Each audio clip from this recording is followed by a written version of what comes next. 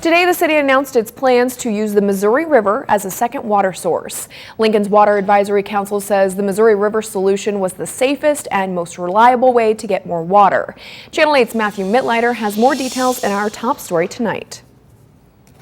Lincoln's Water 2.0 project will develop a Missouri River well field and underground pipeline to provide water to Lincoln, securing water for future generations and helping to maintain the current supply.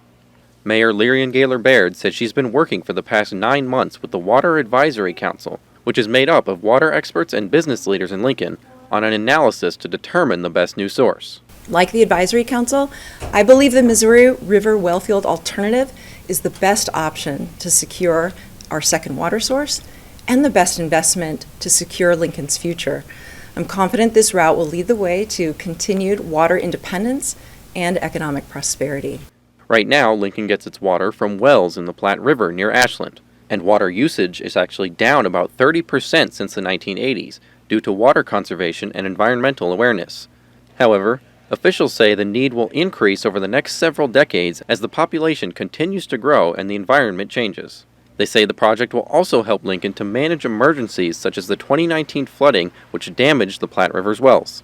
That extreme bomb cyclone event is an example of how the accelerated rate of climate change is having a real impact on the ground here in Nebraska. We need to strengthen and harden our infrastructure and make sure that we are resilient in the face of the impacts of climate change, and this is absolutely about that too.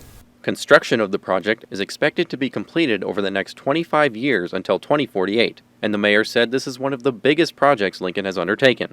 The price of the project is estimated to reach about $1.3 billion, and officials say funding will use state and federal funds as well as the water rates in Lincoln.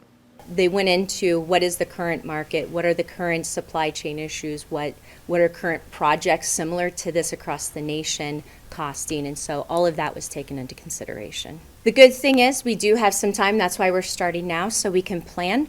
So we'll also continue to save annually and put aside funds to complete this project. So far, State Senators Elliot Bostar and Anna Wishart have secured $20 million in American Rescue Plan funding from last year's legislative session. Reporting in Lincoln, Matthew Mittleider, Channel 8 News. And Senator Bostar has also introduced LB 506 in the current legislative session. It would appropriate another $200 million in federal coronavirus state fiscal recovery funds for this project.